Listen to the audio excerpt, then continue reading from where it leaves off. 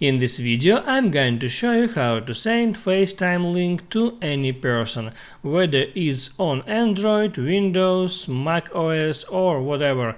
And that is quite simple and easy to do, guys. So let's begin, and first make sure that you are on iOS 15 and above, and next open up your FaceTime.